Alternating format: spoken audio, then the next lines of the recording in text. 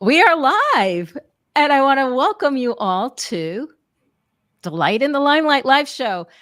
Now, this is all about how to have civil conversations in hot political times, and we all know how difficult it is to have these conversations about politics. It's tense, it's uncomfortable, we feel unsafe when opinions clash, and the easiest thing is to either not say anything or to stick with people who share our views or to like pop onto social media and throw something out and then run away.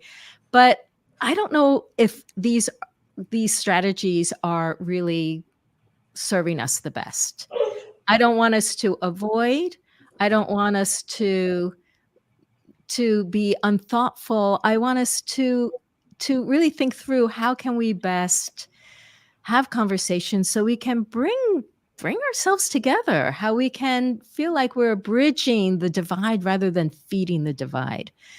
Now, maybe you consider yourself tolerant and respectful of others, but this is one place where you feel like you're struggling with these hot button issues and you'd like to take your communication skills to the next level. Well, this is what the show is about. Both of my guests today, Liane Davey and Heather Hansen, have been on the show before. Thank you so much for coming back. I am so grateful for them to join me again to explore what is possible and what we can bring to this topic and experience. So I'm here to learn. I hope you are too. Liane, let me just say, is the author of The Good Fight, and she brings vast experience in helping teams master the art of argument. How do you like that? I love it. Art of argument.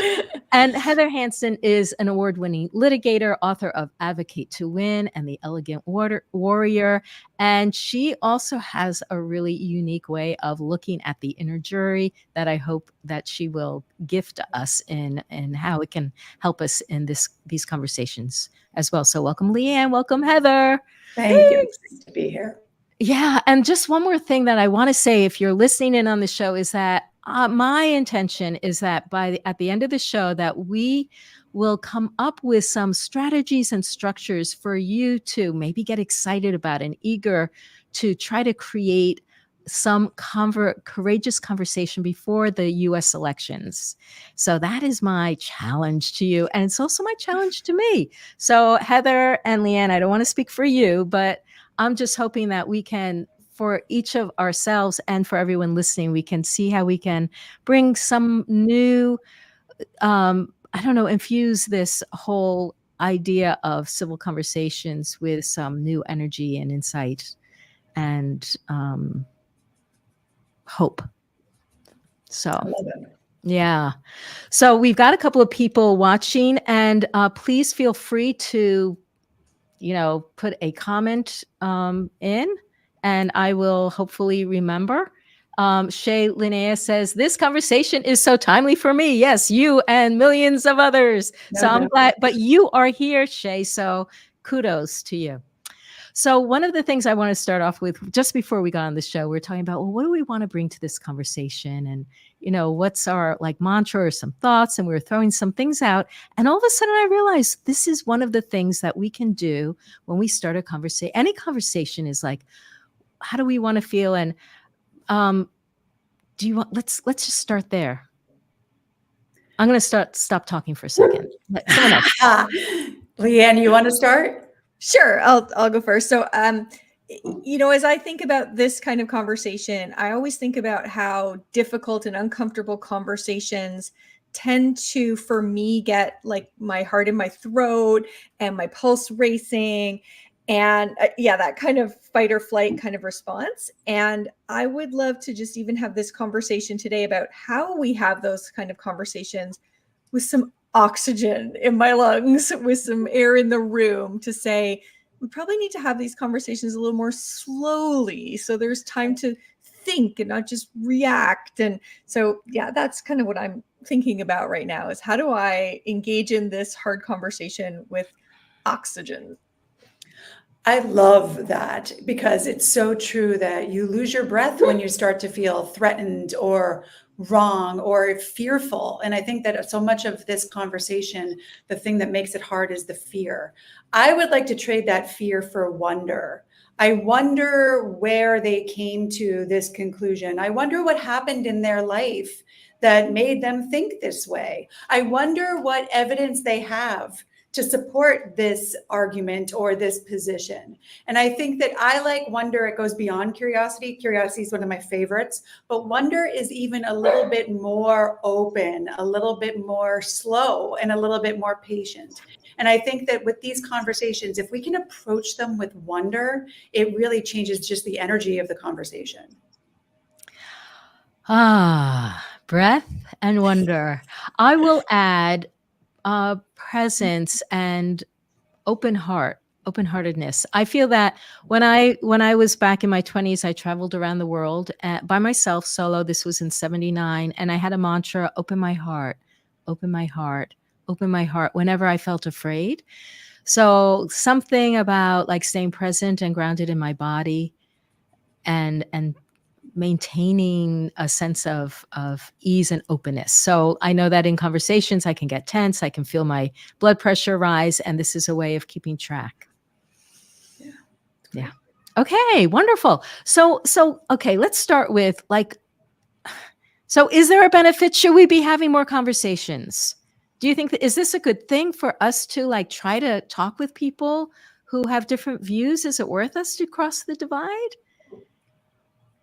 I think so. I mean, I think it's imperative. I come at it from a different perspective. And when we decided we were going to have this conversation, it reminded me of this. I do television legal analysis, and I do it for all the channels. I'm an equal opportunity talking head. So I have done it for MSNBC and CNN and the Today Show and Dr. Phil and Dr. Oz and Fox News and Fox Business. And so I think that has really grown my ability to see different perspectives. And one of the favorite things that I did was on MSNBC a few years ago now. They had a segment on their digital platform, not the TV platform, where they had me and another analyst take a position and then halfway through switch positions. And you do that in debate class if anyone's ever done debate. But I do think that doing that reminded me that there's an argument on either side. And if you're assigned the argument, you start to learn the other side. And by doing so, even if you don't agree with it, you can maybe understand it. And so I do think these conversations are helpful if we're open to start to understand other people and maybe have more of a sense that their intention isn't bad. It's just that they have a different way of getting to where they want to go. Yeah. Yeah, I can't disagree here. I normally find these things are more interesting when we disagree with one another, but we'll start agreeing because one of the things I do most of my work with teams, intact teams in the workplace. And one of the lines I've come to is you get the team you deserve.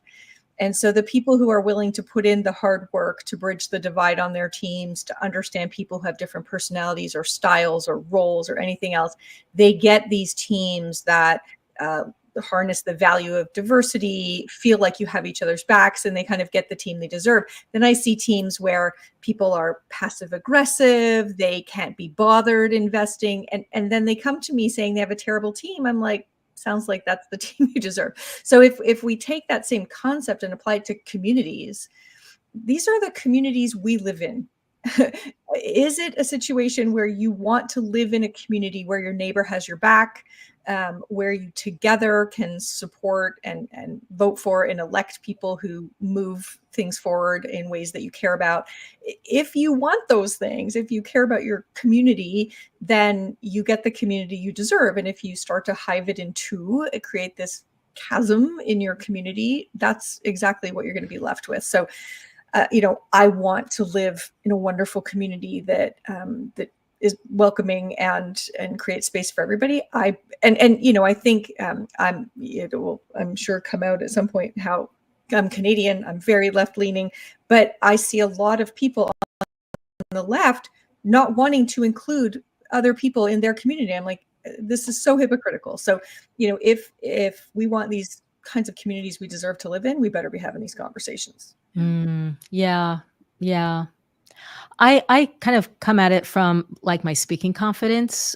area, and I realize that here I am helping people feel more confident speaking. I'm not confident and comfortable speaking in these ways, and that's basically why I brought you guys on, because I wanted to move it forward. Heather, what do you have to say there? What's the fear? Well, oh gosh. Am I ready to be coached right now? I feel that I will lose friendships, that people will shun me without waiting to hear why I feel the way I do. I am afraid that people will be afraid that I'm judging them. I certainly won't bring it, let's say, onto Facebook or anything, because I don't want people to decide to work with me or not, depending on my politics. But I do feel like it's still I do want to be able to do it with people who I've spent a lot of years with, or family members.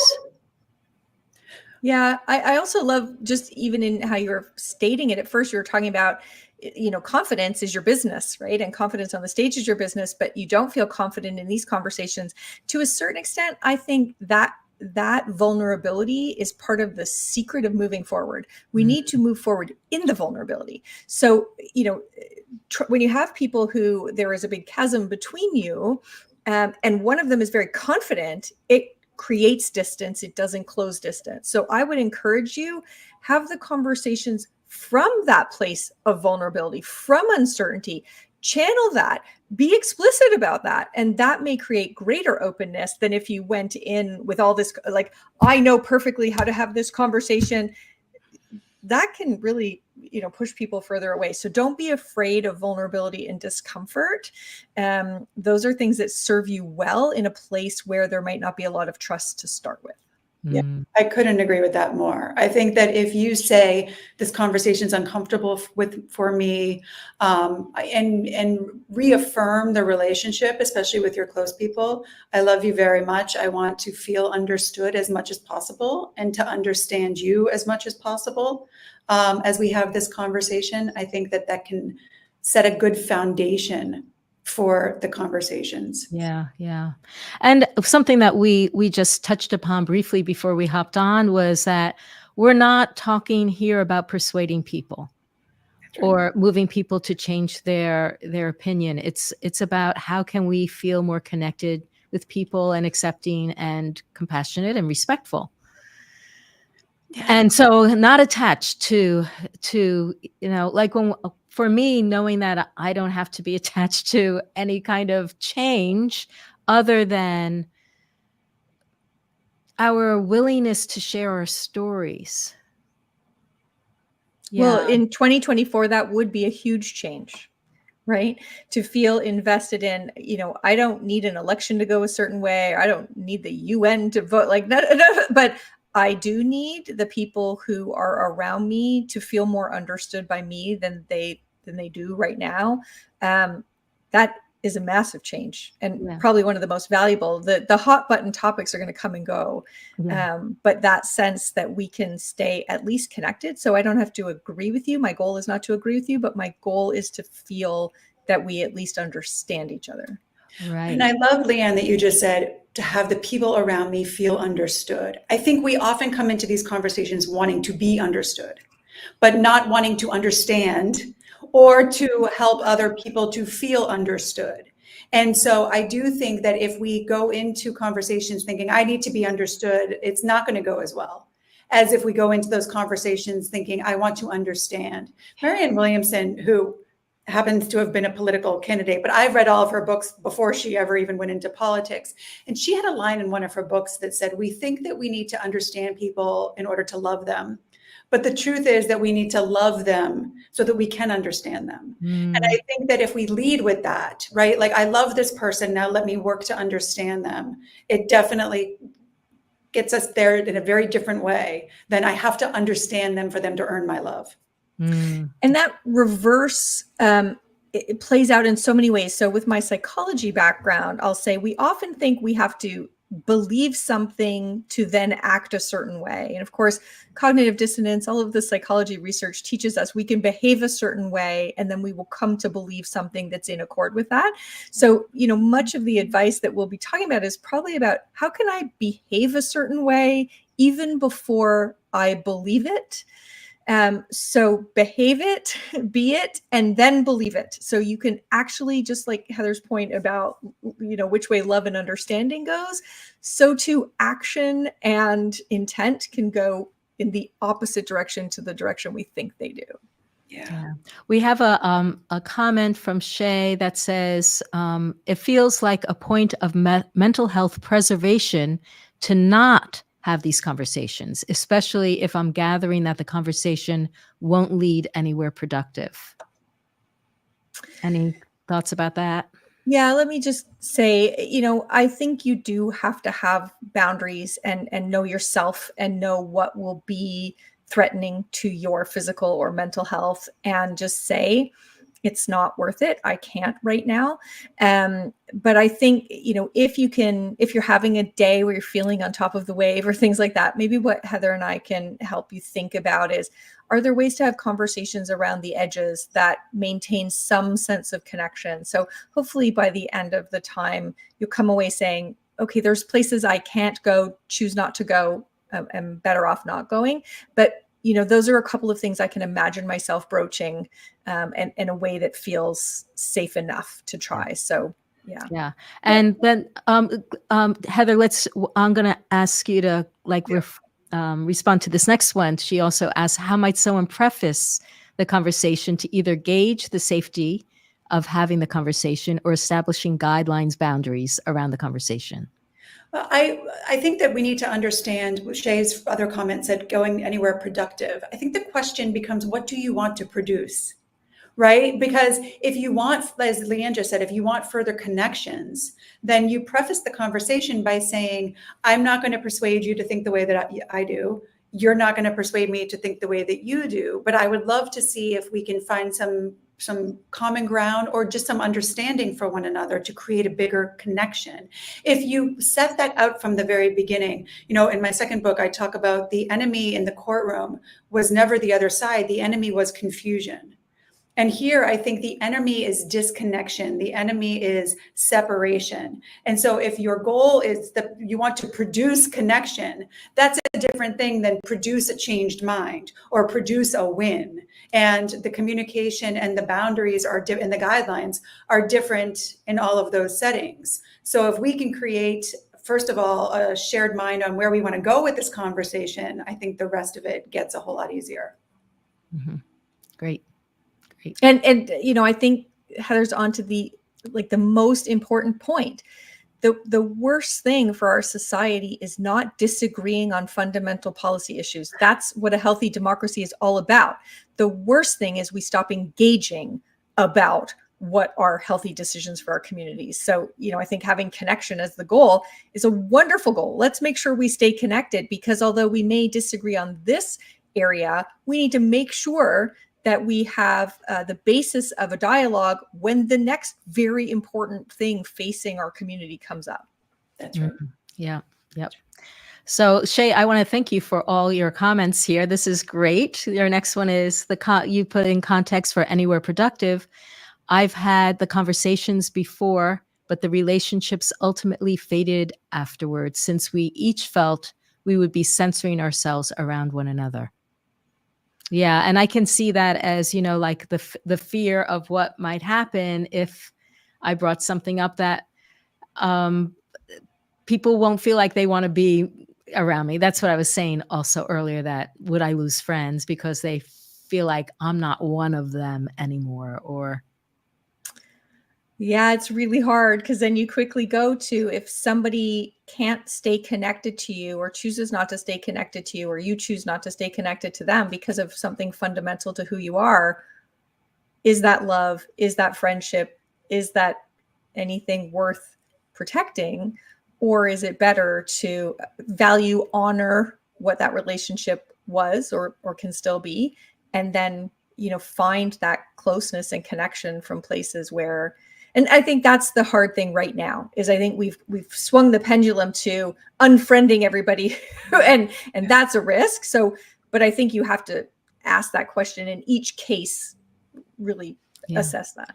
Liane, I'm sorry, Heather, I want to like move. Yeah, of course. Do you want like, no, it'll come up. It'll come up. Okay, good. Okay. So Liane, I mean, you and I talked about, the good fight on teams.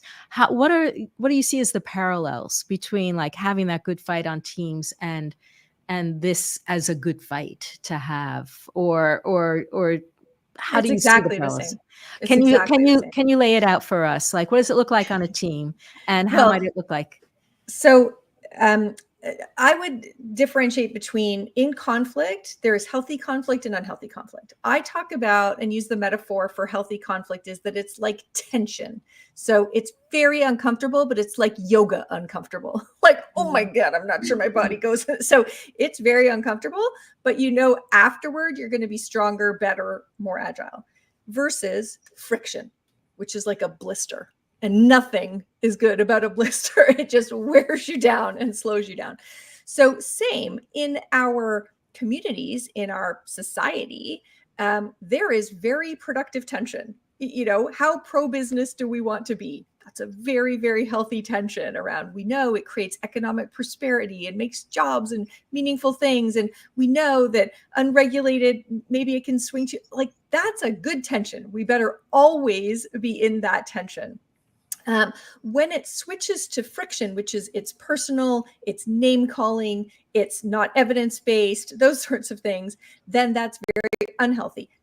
It's exactly the same whether we're talking about a team and an organization, or we're talking about your community. If you think about it, sales and operations in a corporate environment should always be in tension with one another. I always say, if sales and operations are not fighting, sell your shares, because there's not going to be anything fueling progress in this company.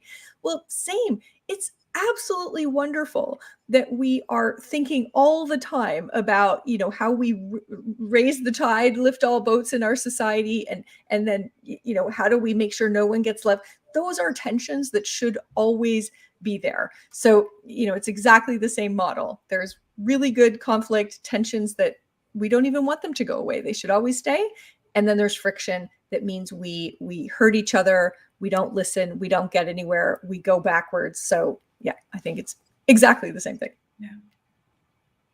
Did you want to add something to that, Heather? No, I mean, I couldn't. Liane is the voice on that topic. And I think she's so right. It is, but the macro is micro and vice versa. Yeah. Yeah. And I really appreciate that, because as I'm listening to you say that in this context, it makes me feel like, this sense of welcoming the different perspectives rather than be afraid of them. Now, what if, like right now, there are people who feel really afraid of the other side, that it's like, it's going to be the end of democracy as we know it, or this whole thing, like, how might, like, is it still the same process? Like, we go into a conversation, let's build it up. So we decide we want to have a conversation with somebody, or maybe with a couple of people, and we say to them, hey, I really am interested in trying out this idea of building bridges or crossing the divide, and I'm wondering if you'd be open to exploring this idea with me, where we just share our perspectives, not to persuade or change each other's mind, but just to practice how it could be for us to hear each other and listen and appreciate where one another is coming from. Is there anything you would add to that? I would just say that I would start that conversation with questions about the other person's perspective. I think that the assumption may be that I'm going to have this conversation and start spewing out my perspectives. And I want to have this conversation so that we can share perspectives, and here are mine. And I think that I love questions, right? I talk about them in both of my books. As a trial attorney, it's really important to note the way I won cases, all I did was ask questions. The opening statement is a little short period of time. The closing argument is a little short period of time. The entire trial, all I did was ask questions. And you can ask questions to challenge and to embarrass even, and also to build connections and to build credibility. And so I would start these conversations. I do start these conversations with questions about, what do you believe? Tell me about that. What is your experience? What led to that belief? Did you know about this? Had you read about this? Where am I wrong? I think that that kind of wonder and curiosity starts the conversation with the other person feeling safe. You know, it's that psychological safety that Liane talks about in her book, and Amy Edmondson is sort of the godmother of all of this. But I think that if you start with honestly curious questions, don't start cross-examining at first. As you grow in your psychological safety, maybe you can start cross-examining some of those ideas, but really with wonder, saying, tell me more about why you believe that. Tell me more about where that idea first started for you. The only other thing that I would add to this is, I once heard President Obama talk about the divide between the sides. And he said that it used to be that we as Americans, we believed that the other side wanted what was best for the country and just thought that they had another way of getting there. And that has seemed to have shifted, that now we want to believe, or we tend to believe, that the other side doesn't want what's best for the country. And I just don't think that's true. I think that exploring with questions, you start to at least get the sense that the person who you think you disagree with does want what's best for our children and our communities. And they just have a different way of getting there. And that might be the first meeting of the hearts. Mm-hmm. Yeah, absolutely. I do think there are, you know, a few nefarious creatures around, but like, that's maybe a dozen. Like, we're trying to, so right, you have 350 million who want what's best and just have different perceptions of that. I talk about it in a bit of a silly way, as is my want. I talk about it as, when the dragon is breathing fire, it's because they're protecting treasure. And unfortunately, what we do most of the time when the dragon starts breathing fire is we start building a wall of facts in between us. And it's just one brick and the next. And if you've been on, you know, Facebook in the last 5 years or whatever, you saw, you know, COVID mask was a great version of this. Like, somebody like put into the comments, like, this whole scientific study about COVID being aerosol. I'm like, that's an excellent Facebook comment. Then somebody else would come back with a story of their grandmother who was wearing a mask and this and that and got it. You just be like, there is no understanding here. So what I say is exactly what Heather's saying. I just say it in a sillier way, which is, what you need them to do is open the drawbridge and let you in, right? And so you can figure out what the treasure is for them. And those questions Heather's talking about, those big, and her examples were amazing, those big, what's at stake for you here? How do you see this playing out? What is this, you know, we're talking about some piece of legislation or policy, but what's it about for you? What's underneath? All of those questions, as they answer, they project what they value and what they believe. They start to lead you, if you follow, to their treasure. That's what it's about. So one of my favorite lines from The Good Fight is, facts don't solve fights. And we're trying Facts don't solve fights. Facts don't solve fights. And we're trying to throw evidence and facts at one another.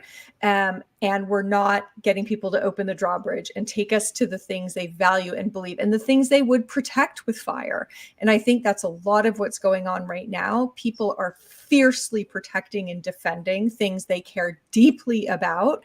And it feels like a pitched battle right now. Mm-hmm. So I know that we've already covered this, but now that we're kind of like in this feeling of the pitch battle, the kind of like the misinformation and arguing over what's misinformation and what's real, the solution to that, or the alternative to that, is going back to what you both of you were saying earlier of what about this do you feel so strongly about? Where did do you have a story that goes, where did you come to this from? How has this impacted your life? Would it also be worthwhile to say, what are you most afraid of? Yeah. With the right person, right? Some people, yes, you have to know your jury. I always say that. But yeah, I mean, I think as Liane was talking, it's like the dragon is protecting the treasure because it's afraid you're going to steal it, right? I think that on both sides, I have family members who are on either side of some of these divides, right? And I am, for 25 years of being in the courtroom, I think that I am really good at sort of seeing both sides. And so I can have these conversations without getting too sort of activated. And what I see is both sides are afraid. They're just afraid of different things for different reasons, but they have good reasons. They have good reasons. And so, and certainly good reasons to them. And so if you start to see, oh, they're just afraid, it makes it a little bit, it doesn't mean that they're right. It doesn't mean that you're ever going to think they're right. It doesn't mean that they've persuaded you, but it might, I mean, to get back to your point, Linda, open your heart a little to where they're coming from. Mm-hmm. Mm-hmm. Now, are there only two sides? No. And is that important for us to recognize? Or is that irrelevant? I think the problem in a lot of the discourse in the US is it's been made to look like there are only two sides.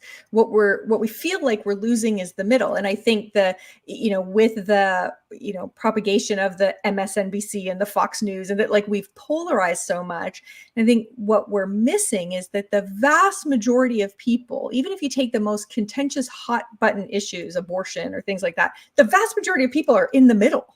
Right. Yeah.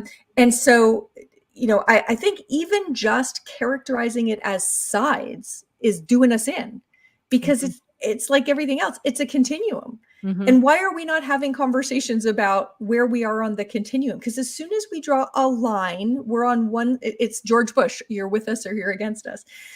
If we say this is a continuum of beliefs about regulation or climate or whatever else, okay, I'd love to understand where you are on that. And as Heather was saying, what experiences you've had that got you there, and on and on. So yeah, I think if we could get away from thinking about this as two dichotomous sides, we would be able to have better conversations. Yeah, the unfortunate thing about where we are right now in time is that there are in the United States, there's two parties, right? So there is two sides. I mean, there's some third party candidates, but it really is a two side thing. That's very unusual. And in real life, in real life, there's not a lot of places where there's two sides and a winner and a loser, and it's very public. And unfortunately, it's with who's going to be, at least in name, the leader. And so there's a lot at stake. But in our day-to-day lives with these conversations, there's not two sides. And I think that, I don't know what the numbers are on this. I would love to know if there's a study that tells us. I think most people don't agree with everything that their candidate says on all the topics. We are a continuum, thank goodness. But it feels a little bit, to many people right now, it does feel like there are two sides. Mm-hmm. Mm-hmm. Yeah. So I think, even using that as I know that on November, whatever, that you're going to have to pick one box or the other. But, I would love you and I to understand what can't be seen by that one box or another. I'd love to know where you are in between the boxes, right? And those sorts of things. Like even use that, like you can only put one bumper sticker on your car, but I can understand how you feel about these various issues with more nuance. I'd love to hear. What a great way to start the conversation, right? Like I know what bumper stickers on your car and which one's on mine, but I don't know anything beyond that. And I would love to know, beyond that. I'd love to bring up this idea of misinformation, because I feel like we live in these silos on social media. We get our information from silos, from one, kind of source or another, which has a slant. And so some people might have a fear that comes up that's based on something that maybe not be true. Like in this conversation, that we're this hypothetical conversation that we're trying to create, how is that something that we ever at some point bring in, or do we leave that for, like, how might we address that if someone says something, like, and you think, no, I don't think that person has said that. Like, do we bring that in or do we not go there? Depends on your goal. Like, if you want to persuade, I think that once you start saying that's not true, you're getting to persuasion, right? So I have an interesting perspective on this, because in the courtroom, I saw every single person raise their hand and swear to tell the truth and then tell different stories. And the truth became what the jury decided was true. And they told those stories based on all of the same evidence, the same facts. And so I think that if you get into the mud of that's not true, you're starting to argue and not have a conversation. I think that, and so it depends on what, that's why, at the beginning I said, what's the goal of this conversation? Because if it's to persuade, then yeah, you want to whip out your evidence and talk about why it is what you say it is and all of those things. And then have fact checkers, and then have some people say the fact checkers are not, and it can get really complicated. But I think it won't work, right? Like 95% of the time, that's not going to work. How often have you ever done that? Whipped out, like, a court is different, but how often have you ever whipped out all your facts to prove someone why they're so wrong and had them been like, you're right, I'm so wrong? Never. It's not how humans work. So if your goal is to convince, I still encourage you to do what Heather and I are saying and ignore, don't put another brick in the wall. Ask another really good question. What do you think are their motives in claiming that that's true? Or what do you think their motives are in spreading? I wouldn't say claiming. What do you think their motives are in sharing that piece of information? Right? Get them thinking, again, you're not challenging it. You're not convincing, because it's not going to work. You have to try and understand it from, how have you chosen what news outlets you cover? Why does one make you feel more understood than another? How does it feel when you watch this channel or read this paper versus, understand them? You are much more likely to open their minds and their hearts doing that than more bricks of facts in the wall. Yeah, there's good research to support that. You can change minds, but it takes curiosity and patience. It's not going to happen in one conversation. It is, asking people about their perspective, telling them a story about someone that they can relate to. The patience piece is huge. But that's a really good one, because of course the research tells us that people can hold one perspective about a sort of a group in society that is very, and I remember my dad, who was born in 1929, and just the way he would talk about, he used to always use the expression homosexuals, which made me laugh every time. I'm like, Dad, okay, please. But how he thought about the group was very different than how he thought about Chris. Oh, Chris is amazing. Yes. Okay. And so that is another secret that Heather's catching on there, talking about real people. It's why communities that have more diversity and things like that have less prejudice. Because as humans, when we know, I know one, in whatever, one of whatever, it's a very different thing than when it's a they that we can other, because we don't know them. We don't know that they put their pants on one leg at a time like us, that they care about their children's futures like we do, yada, yada, right? So, getting to single, personal, anecdotal, which, Heather and I, as a lawyer and a psychologist, we're all about evidence. And it's painful to say it, but anecdote works way better, much, much better than this sort of nameless, faceless facts. Yep. Yeah, for sure. So I'm wondering, do you feel like we have what we need to go into a conversation?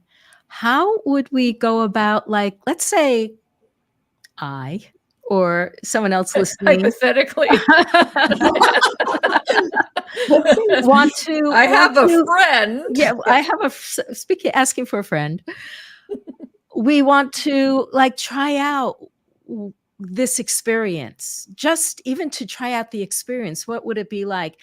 What would you suggest in terms of trying it out? Doing it with one person, doing it in a trio, a small group? What do you think? Like, and how might we like choose our speaking partners?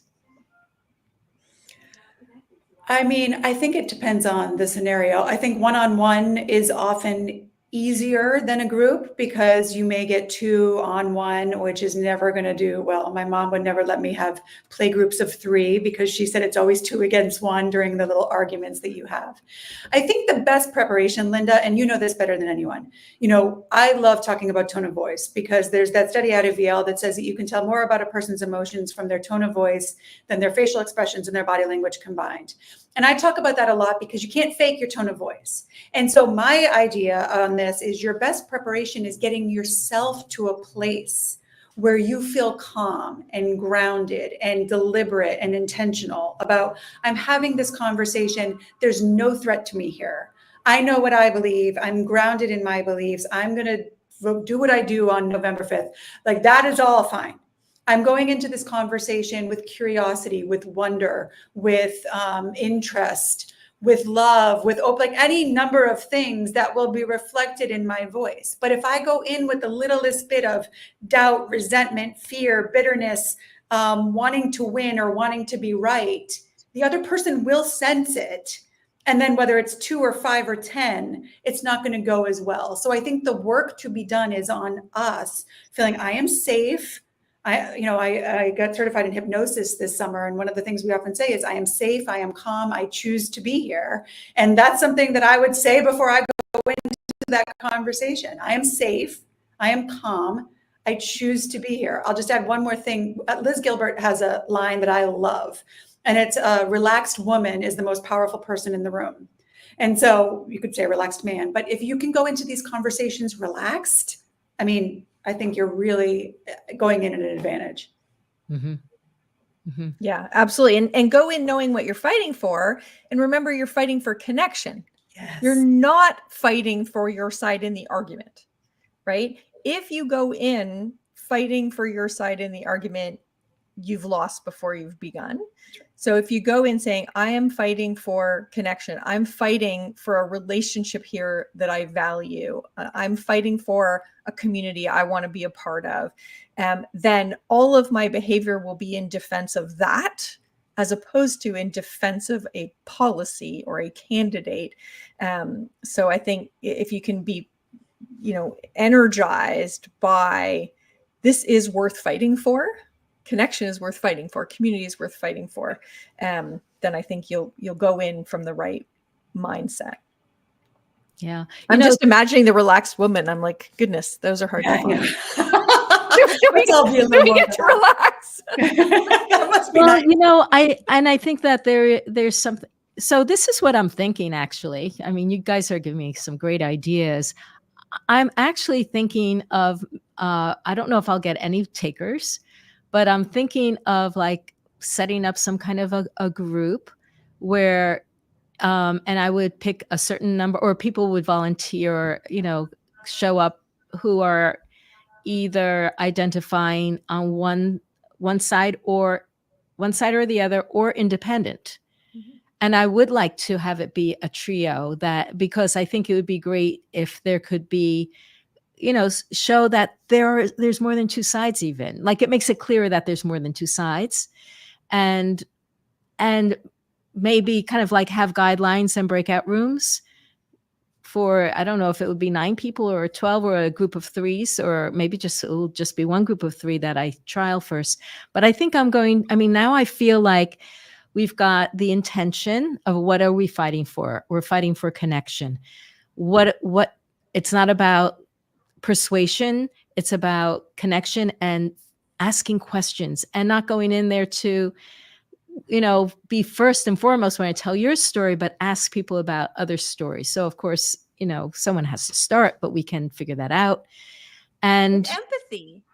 Empathy. From fear. Yes. You get much more quickly to empathy. Like, wow, to think that a way of life is at risk, that must be alarming. That would be really hard to feel that your way of life, maybe a way of life that's been part of your family for generations, maybe that's connected to your religion or to your community or to your way of making a living or whatever. Like, wow, when you realize that it's fear, that the dragon is protecting treasure, you become much more empathetic.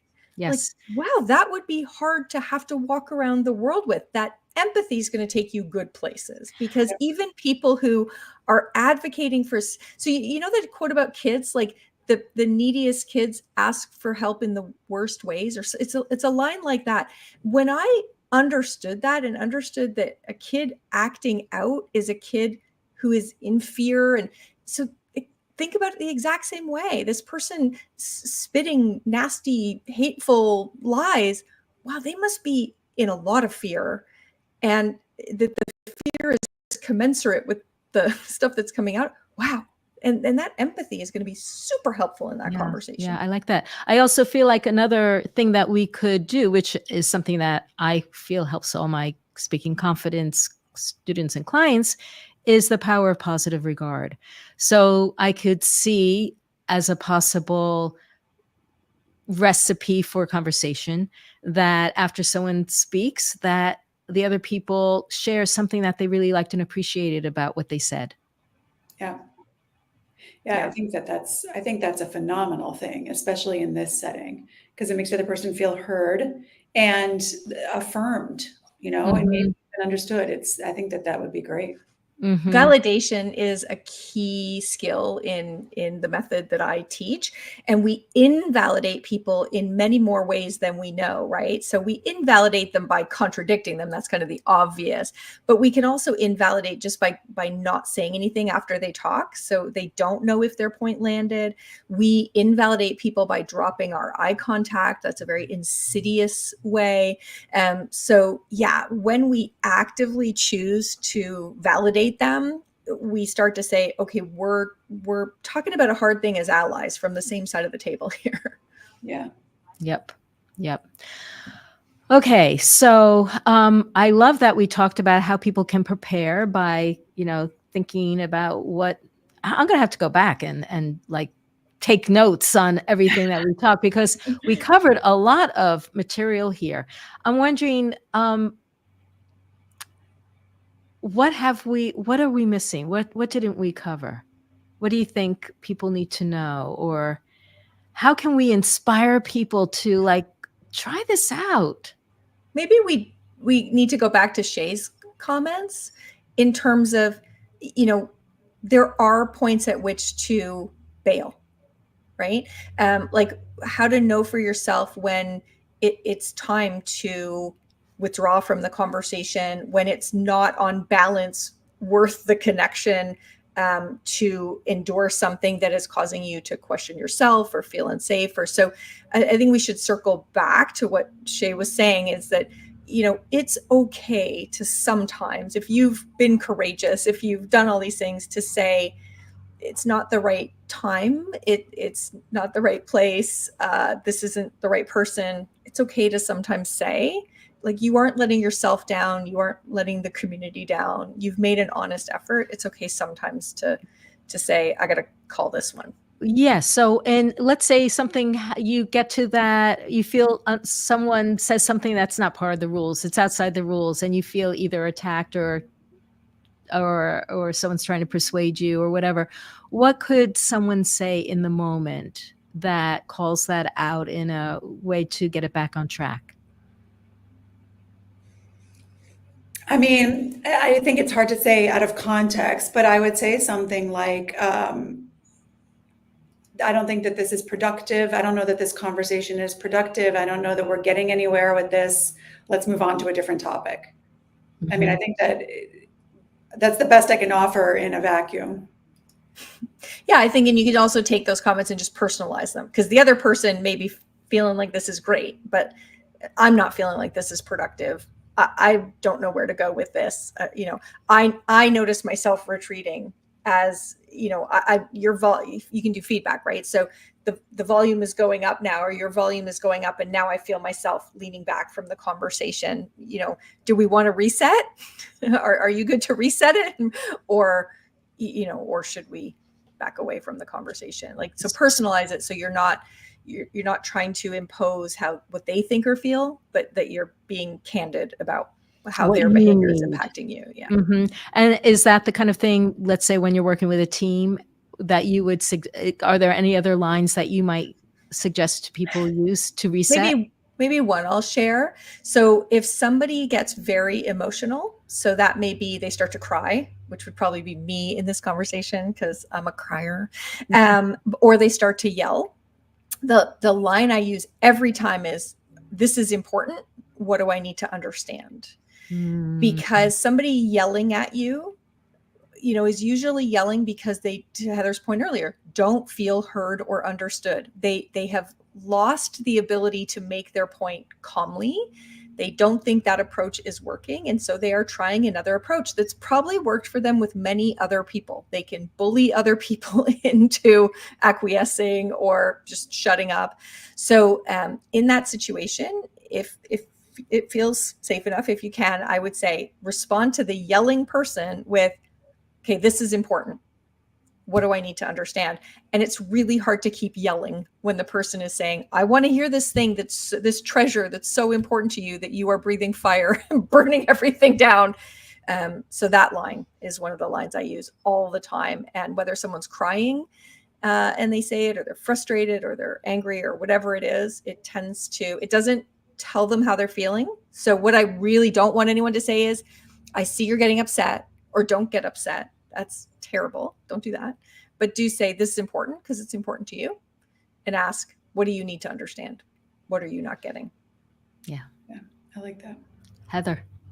I think that's great. I think the only thing that I would add to the conversation is the next day, we all have to wake up and live our lives and build our country and work together and do our thing. And so, and ultimately, especially in our small communities, the leader does not have the impact that sometimes we think that that person does. And the impact is really on the ground with the way that we treat each other in our day-to-day, the November 6th and beyond. And so remembering that and not letting those connections be broken because of these conversations, which really at the end of the day, you're not going to persuade someone to vote differently, probably. And so the connection is, you know, to Liane's point, that is what you're defending, and for really good reason. So that for the next 4 years, no matter what happens, we can work together to build better. We have a lot of work to do to build a better community and better places. Yeah, I would say November 6th, like, it is the day to be doing the things, to just make eye contact with people, smile, and just say, "Here we are today, still neighbors." Like, let's go. Yeah. I'm still happy to carpool your kid to soccer. Right. That's right.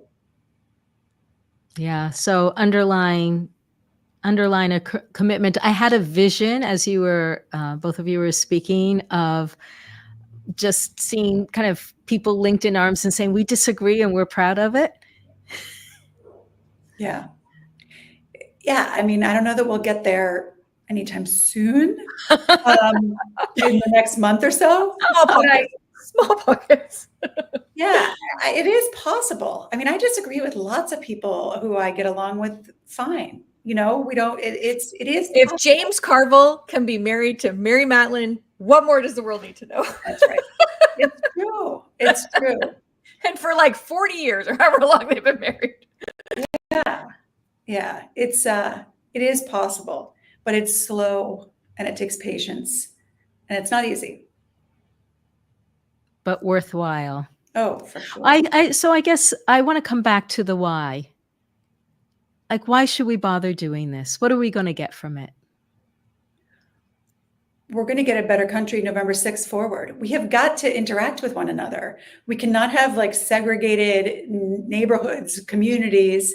We can't. It's just not feasible. It's the way that communities grow and thrive and prosper is for people to work together, and you can't work together without communicating.